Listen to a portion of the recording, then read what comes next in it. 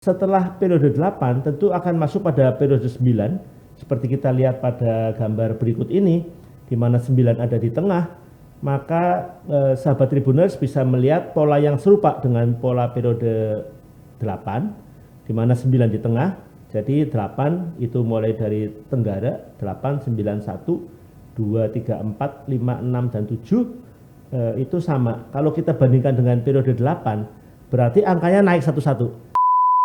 Misalnya saja pada posisi barat itu yang di periode 8 dapat 88 adalah pintu masuk atau ruang tamu, ada ruang tamu. Dan di sebelahnya yang di mana ada bintang itu adalah kamar tidur.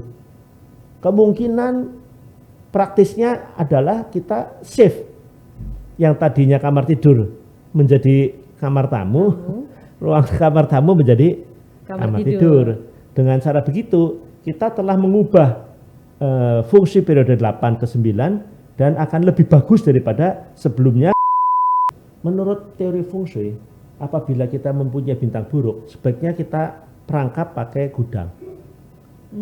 Atau kita gunakan sebagai kamar mandi WC. Jadi kamar mandi WC umumnya kecil, jadi sepertinya diperangkap di situ ya, ruangnya kecil.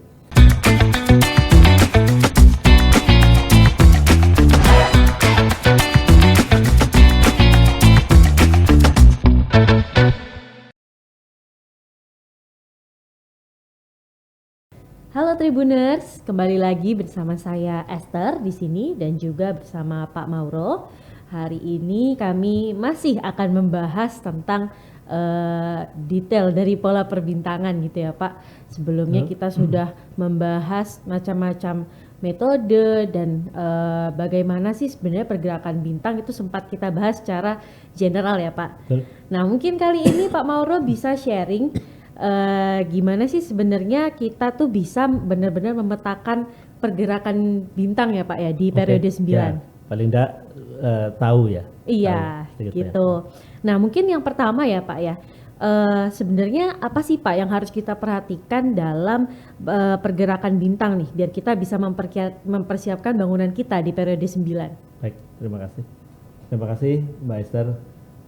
Halo sahabat Tribuners, dengan saya Feng Shui Mauro. Ada pertanyaan yang menyangkut masalah bagaimana pergerakan bintang itu sebetulnya dari teknik flying star atau teknik bintang terbang. Kita perlu perhatikan di dalam gambar di sini asal dari pergerakan ini adalah dari yang merupakan kotak ajaib losu ya, di mana tengahnya 5. Tengahnya 5 dan kita bisa lihat bahwa di tengah 5 di baris paling atas itu ada angka 492 seperti terlihat pada gambar. Kemudian di tengah itu adalah 357 dan paling bawahnya 81 dan 6. Nah, pergerakannya dengan selatan di atas dan bawahnya adalah utara, jadi dibalik. Biasanya kita lihat utara di atas, selatan di bawah, tapi dalam feng shui selatannya di atas, utaranya di bawah. Itu kita lihat dari tengah 5. Dari tengah 5 kita mulai dari arah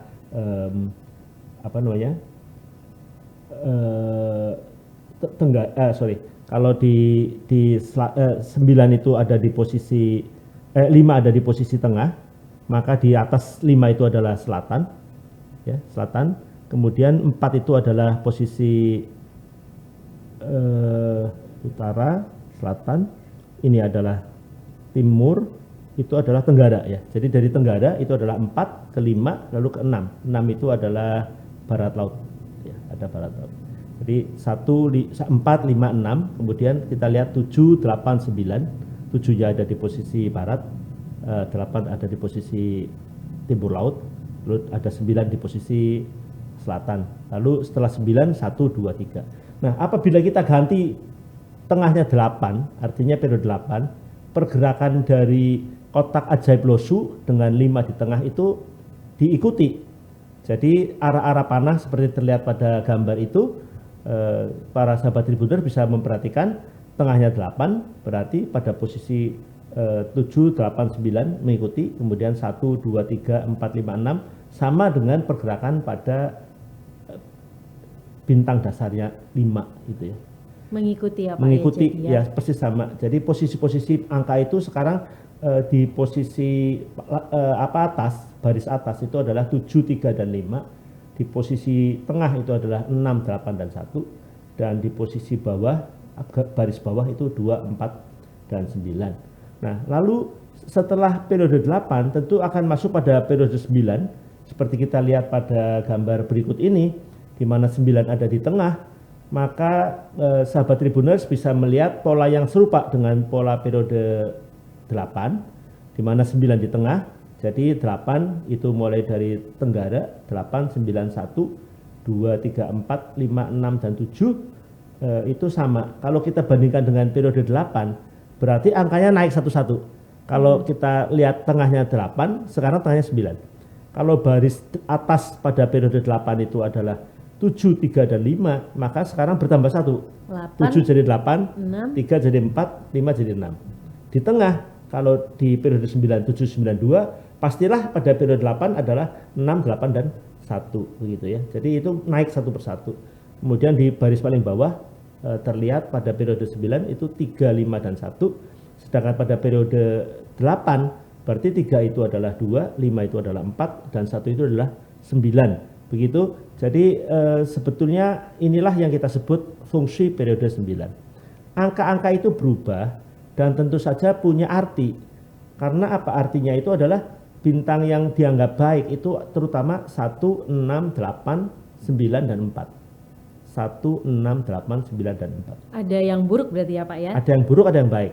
Yang paling baik terutama yang menyangkut ketiga angka utama. 1, 6, 8 disebut bintang putih. Dan bintang putih itu berbeda dengan bintang lainnya. Bintang putih 1, 6, 8 di dalam semua periode adalah bintang yang baik. Nah, kalau bintang lainnya itu bisa baik buruk tergantung pada periodenya. Jadi kita harus hati-hati meskipun ada bintang yang menanjak jadi baik, tapi dan ada yang turun menjadi lebih buruk. Tetapi untuk 1, 6, 8 disebut bintang putih, maka bintang ini relatif baik untuk setiap periode. Begitu. Jadi di periode 9 juga termasuk baik dengan catatan bintang 8 merupakan bintang keberuntungan yang sudah lewat. Ya, jadi energinya sudah agak berkurang. Yang paling utama adalah 9. Di mana ada bintang 9, disitulah ada sektor yang baik. Nah, saya kira itu nanti tergantung pada macam-macam. Demikian Mbak Esther, sedikit pengetahuan tentang pergerakan bintang. Nah, kemudian Pak, dari pergerakan bintang ini kan masing-masing punya arti gitu ya. Betul. Tadi dari infonya Pak Mauro. Ya. Nah, bagaimana sih Pak sebenarnya cara kita itu memperhatikan arah-arah bintang ini tuh biar kita bisa paskan sama rumah kita, sama bangunan kita itu Ya. gimana? Baik, terima kasih. Baik, terima kasih. Baik, memang betul kalau kita mau bahas lebih rinci, setiap bintang itu punya arti masing-masing. Misalnya aja bintang 1 itu orang menyebutnya bintang kemenangan. Tetapi sebetulnya bintang 1 ini juga membawa pengetahuan baru dan kebijaksanaan. Karena dia bijaksana, kemudian dia merupakan pengetahuan dan kemenangan, kadang-kadang ada ahli fungsi yang mengartikan sebagai uang datang. Jadi di mana ada bintang 1, di situ uang akan datang. Nah, kalau kita melihat pola-pola flying star di dalam periode ke periode, kita bisa lihat misalnya untuk ruko, tentu posisi uang datang atau bintang 1 itu akan ditempati oleh kasir, kan begitu. Jadi kita harus tahu ini ruko hadap mana, berarti kasirnya ada di mana. Nah, ini kegunaan daripada pengertian bintang tadi. Bintang 2 sampai sekarang disebut bintang penyakit sampai periode 8. Jadi orang menghindari, terutama untuk tidur. Karena untuk tidur, kalau ada bintang 2 di posisi tempat tidur, berarti kita kurang sehat. Kemudian biasanya bintang 2 juga harus dilihat baik buruknya tergantung pada dengan siapa dia bergabung. Kalau dia bergabungnya dengan bintang yang misalnya bintang, kita sebut bintang provokator, itu bintang 9. 9 dengan 2 itu provokator untuk 2 penyakit untuk periode 8. Jadi malah bintang yang ruangan yang ada bintang 92 mudah gangguan kesehatan. Itu untuk 2. 3 itu bintang yang kurang baik, yaitu bintang cekcok. Ya. Tapi konflik ada juga ya, yang menyebut bintang 3 itu sebagai rezeki nomplok, rezeki tak terduga. itu adalah bintang 3. Ada baiknya, ada buruknya. Nah, itu tergantung pada dia berada di sektor mana. Apakah di barat laut, timur, utara, tenggara, itu akan ada pemaknaan sendiri. Tetapi yang penting 3 ada cekcok. Nah, untuk apa digunakan ini? Pertama, jangan sampai bintang 3 itu dipakai untuk kamar tidur utama. Kalau di suami istri duduk di satu kamar tidur, Berantem dan dia terus ada ya, bintang Pak? 3, tadinya baik-baik saja, setelah tinggal di rumah itu lebih sering berkonfrontasi, debat ya. debat terus, konflik terus. Nah, itu jadi untuk bintang 3 sebaiknya hindari untuk kamar tidur. Dan untuk perusahaan seperti misalkan perusahaan yang mempunyai section, hampir semua perusahaan mempunyai bagian yang kita sebut legal, ya, bagian yang soal hukum. Itu sebaiknya menghindarkan bintang 3. Karena bintang 3 itu adalah cekcok, perselisihan, jadi akan mempersulit untuk mereka yang mengurus atau mengerjakan bidang legal, bidang yang berkaitan dengan hukum, aturan dan seterusnya. Perizinan ya Pak. Ya, jadi 3 itu sebaiknya dihindari. 4 adalah bintang asmara dan juga disebut bintang pengetahuan juga. Bintang asmara, bintang sosial, status sosial yang lebih baik. Di dalam asmara kadang-kadang banyak dipakai kalau untuk keluarga yang mempunyai anak lelaki atau perempuan misalnya saja sulit mendapat pasangan, maka di mana ada bintang 4, kalau di situ adalah kebetulan kamar tidur, baik digunakan oleh mereka yang mempunyai bintang 4. Menarik bintang ini, 5 Pak. ya. Kalau bintang 2 tadi bintang gangguan kesehatan atau bintang penyakit, 5 adalah bintang apes. Nah, sekarang kita tahu yang buruk 2, 3 dan 5. 2, 3 dan 5. 2, 3, 5, yang baik 1, 6, 1, 6, 8, 4. 4 bagus. Setelah bintang 5 bintang 6. Bintang 6 itu adalah bintang power. Bintang kita sebut heaven star sebetulnya. Karena 6 mewakili kepala keluarga, pangkat, power, kekuatan, karisma, itu adalah bintang 6. Di mana ada bintang 6 itu akan baik. Minggu lalu kita bahas tentang bagaimana caranya menata feng shui rumah kepada mereka yang mengikuti misalnya kontestan-kontestan pada pemilihan umum yang akan datang 2024. Itu kita bisa lihat di mana posisi bintang 6. Disitulah yang paling baik untuk menunjang karirnya di bidang keberhasilan ya Pak ya. Ya, itu karena dia ada hubungan dengan power. Bintang 7 sebetulnya adalah bintang yang cukup baik pada waktu periode 7, yaitu antara tahun 84 sampai 2004. Tetapi di periode 8 sudah merupakan bintang yang kita sebut bintang kemakmuran masa lalu. Jadi sudah mulai surut energinya, makin baik. Di periode 9 makin buruk lagi. Dan bintang 7 selalu diartikan dengan kecurian, kekerasan, kerampokan, penipuan. Rugi ya Pak ya. Ya, dan juga dia bintang api yang bisa menyulut bahaya-bahaya atau kecelakaan karena unsur api. Dan untuk periode 9, bintang 7 jangan sampai ada misalnya panel listrik, ada kompor dari suatu dapur. Itu akan membahayakan karena bisa muncul kecelakaan akibat daripada api. Ini untuk bintang 7. Jadi kalau di periode 8 masih tidak terlalu buruk, di periode 9 semakin lebih buruk lagi. Nah, sebaliknya di periode 9, bintang 2 yang merupakan gangguan penyakit, karena bintang 2 itu adalah setelah bintang 1, sebelum bintang 1, setelah bintang 1, dan bintang 9 sebelum bintang 1, jadi 9, 1, 2, maka bintang 2 mulai baik. Jadi tidak gangguan kepada kesehatan lebih berkurang. Dan itu akan merupakan bintang berguna namanya, bintang berguna. Dan bahkan kalau bintang 2 itu bertemu dengan bintang-bintang yang baik seperti bintang 6, bintang 8, itu dianggap 26, 28 atau dibalik 82, 62 merupakan bintang kemakmuran, bintang yang merupakan kekayaan. Jadi saya kira itu untuk bintang 2 khusus pada periode 9 akan meningkat. Sedangkan bintang tadi kita sampai bintang 7, bintang 8 itu adalah bintang sukses pada periode 8, yaitu dari 2004 sampai 2024. Masuk ke 2024 periode 9, maka bintang 8 menjadi bintang yang kemakmuran yang sudah lewat. Nah, jadi sudah beralih pada 9. Memang tidak terlalu buruk ya. Untungnya juga bintang 8 merupakan bintang putih. Jadi meskipun dia tidak sehebat pada periode 8, tapi dia dianggap bintang 8 dianggap bintang baik. Jadi tidak surut, sebagai bintang baiknya tidak surut. Kemudian bintang 9 itu adalah bintang kemakmuran pada masa kini. Berarti bintang 9 adalah yang paling baik. Untuk periode 9, karena pada waktu kita misalnya tahun 2024 itu kita masuki tahun politik dan kebetulan juga pilkada diadakan pada bulan Februari, maka bintang 9 adalah bintang yang paling jaya pada masa itu. Nah, demikian mengenai bintang-bintang dan penggunaannya kurang lebih seperti itu. Saya kira demikian, Oke. Mbak Esther. Ya. Menarik ya Pak ya. Jadi tiap bintang ini ada artinya masing-masing. Tadi juga saya ingat bintang 4 itu ada terkait asmara gitu ya. betul. Terus bintang 9 ada terkait politik. Mungkin ini nanti bisa jadi diskusi kita lebih lanjut ya Pak ya nantinya. Setuju, betul. Baik. Nah, sekarang mungkin kalau setelah kita tahu nih Pak dari arti bintang-bintang itu, mungkin boleh Pak kita dikasih contoh. Jadi apa aja sih tadi ya Pak ya di pie chart itu yang berubah nih ya, misalnya kita berpindah ke periode 9, itu gimana sih praktisnya kita bisa memperhatikan itu gitu ya. Baik, terima boleh kasih. Pak, silakan. Terima kasih Mbak Esther. Saya sebelum menjawab pertanyaan itu, sahabat Tribuners mungkin perlu juga tahu sebetulnya bintang-bintang itu tadi sudah diterangkan cara pergerakannya. Nah, sebetulnya bagaimana sih rumus pergerakan tersebut? Nah, kita tadi sudah bahas bahwa pergerakan itu sesuai dengan bintang ajaib losu di mana 5 di tengah.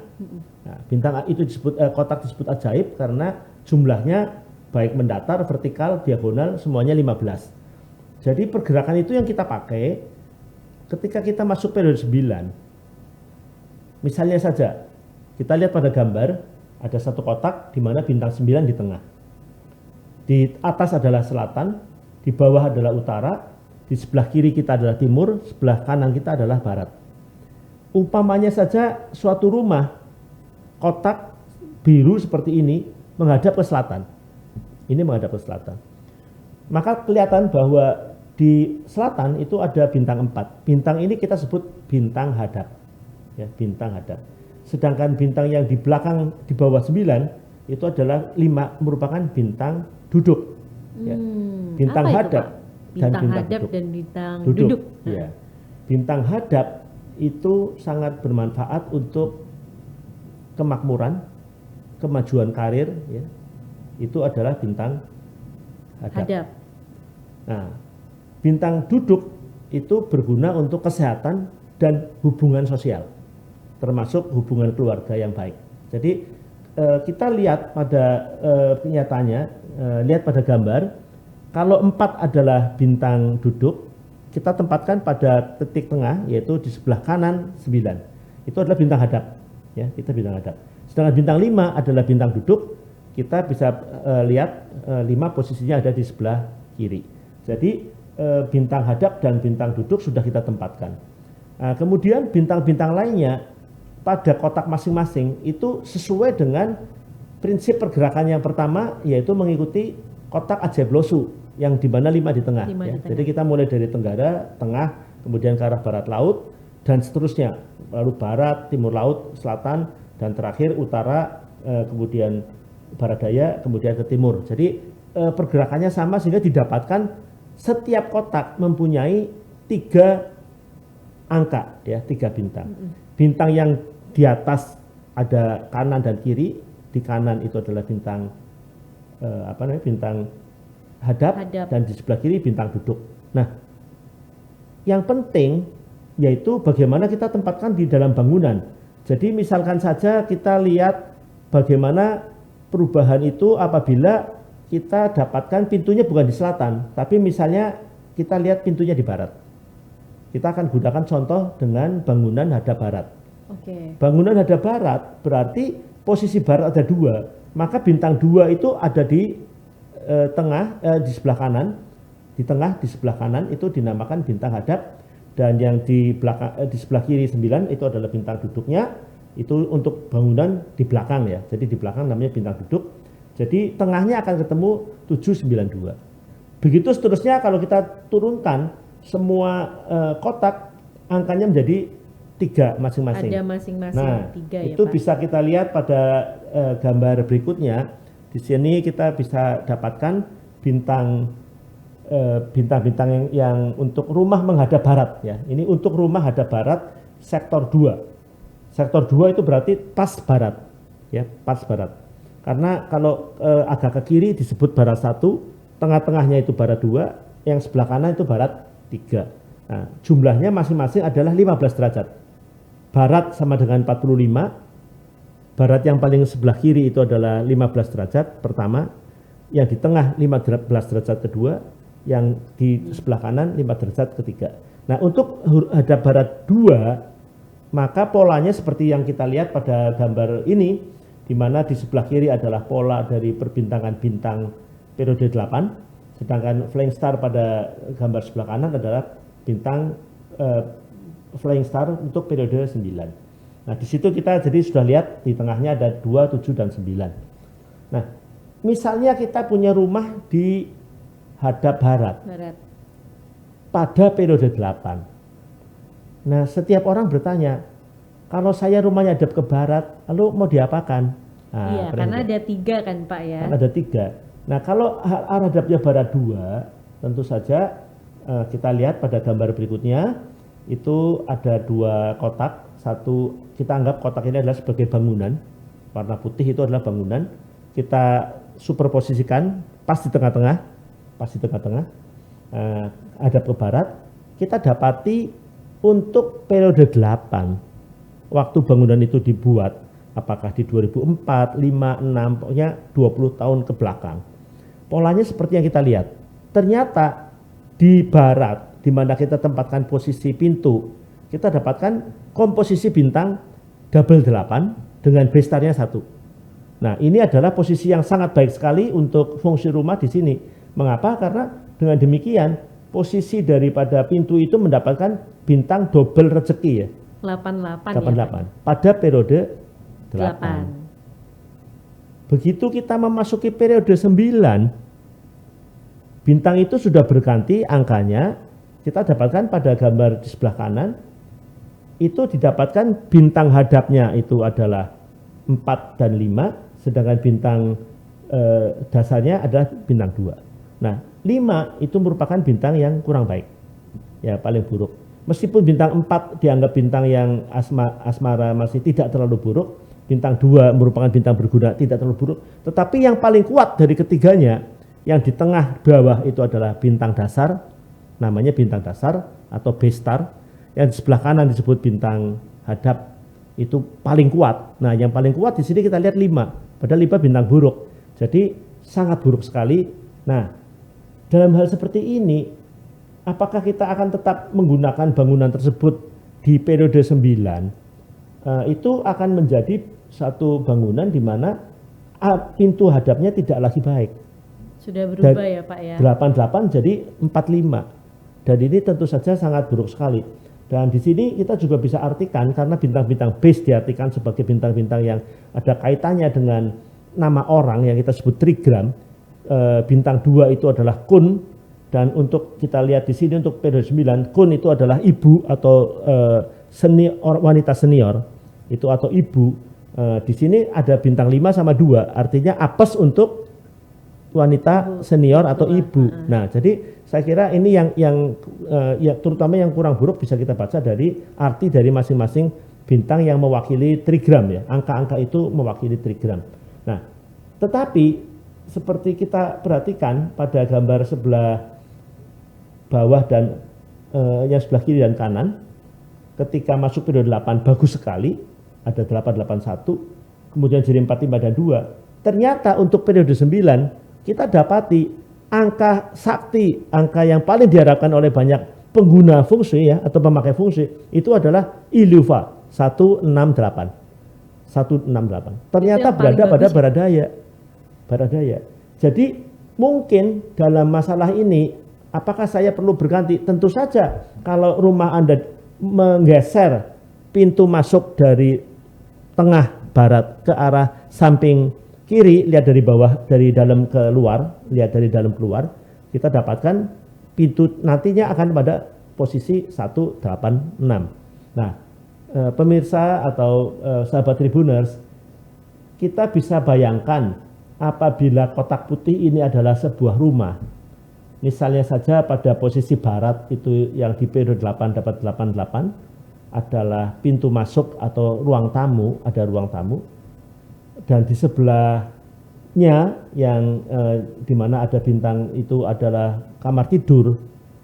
Kemungkinan praktisnya adalah kita shift yang tadinya kamar tidur menjadi kamar tamu, ruang kamar tamu menjadi kamar tidur. Dengan cara begitu, kita telah mengubah fungsi periode 8 ke 9 dan akan lebih bagus daripada sebelumnya karena 1886 lebih bagus daripada double 8 pada periode 9. Sebab pada periode 9, 8 sudah merupakan bintang kejayaan yang sudah lewat. Sedangkan 186 merupakan perpaduan dari ketiga bintang putih yang mempunyai arti baik sepanjang periode manapun. Nah, ini satu contoh barangkali bisa dibayangkan untuk para sahabat Tribuners, apabila Anda punya rumah hadap barat 2, barat yang persis barat, maka di periode 9 ada alternatif untuk mengubah rumah menjadi periode 9 dengan menempatkan atau menggeser pintu masuk dari barat ke arah barat daya. Saya kira demikian yang ingin saya sampaikan.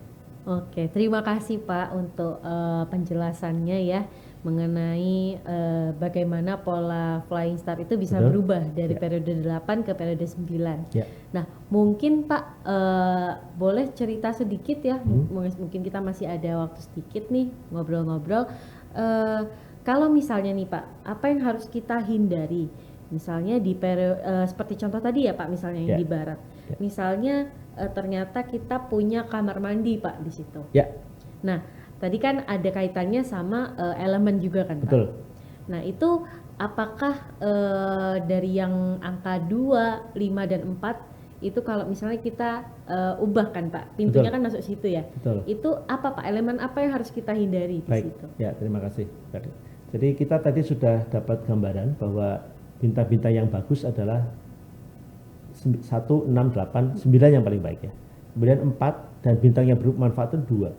Bintang yang buruk itu adalah 2 agak membaik, terutama 3, 5, 7. Itu bintang yang buruk. Menurut teori feng shui, apabila kita mempunyai bintang buruk, sebaiknya kita perangkap pakai gudang. Atau kita gunakan sebagai kamar mandi WC. Jadi kamar mandi WC umumnya kecil, jadi sepertinya diperangkap di situ ya, ruangnya kecil. Atau kita biarkan menjadi satu taman terbuka. Jadi tidak ada ruangan di dalam sektor di mana bintangnya buruk. Apakah itu bintang 2 atau 5 atau bintang 7 atau 3, sebaiknya kita gunakan untuk atau kita tangkap atau kita hentikan dengan gudang, kamar mandi WC, atau kita gunakan sebagai ruang terbuka yang tidak digunakan. Oh, berarti kalau misalnya kita punya ruang tamu ya Pak ya, itu awalnya mungkin setelah itu kita mau renovasi, kita ganti jadi misalnya kolam yang atasnya terbuka gitu ya. Misalnya begitu. Itu bisa ya Pak ya? Betul. Jadi saya kira salah satu upaya untuk menyelesaikan masalah bintang buruk pada sektor tertentu itu harus dipikirkan, di mana penggunaan yang paling utama yaitu menghindari di posisi buruk itu menghindari pintu masuk, kamar tidur, dan dapur. Tiga-tiga ini harus berada pada sektor yang baik. Nah, yang lainnya tidak sifatnya minor. Baik Pak. Nanti mungkin kita bisa diskusi lebih panjang ya Pak ya, atau mungkin bisa langsung konsul nih yang berminat sama Pak Mauro ya sebagai ahli praktisi feng shui. Mungkin yang masih mau memikirkan gimana sih biar rumahnya tetap estetik, tapi bisa menghindari bintang-bintang yang buruk ya Pak di periode 9. Dan menggapai bintang-bintang yang baik. Iya, dan menggapai bintang-bintang yang baik gitu ya Pak ya. Dengan demikian kehidupan bisa lebih sejahtera, lebih sehat, dan lebih bahagia. Lebih makmur gitu ya Pak ya. Oke, baik Pak Mauro, terima kasih untuk penjelasannya hari ini. Semoga teman-teman Tribuners bisa lebih paham ya gimana caranya pola perbintangan itu berubah dari periode 9, periode 8 ke periode 9 gitu ya. Oke, saya Esther Handriani juga beserta Pak Mauro di sini kami pamit undur diri. Sampai jumpa kembali. Terima kasih, semoga bermanfaat bagi sahabat Tribuners. Sampai jumpa pada video berikutnya.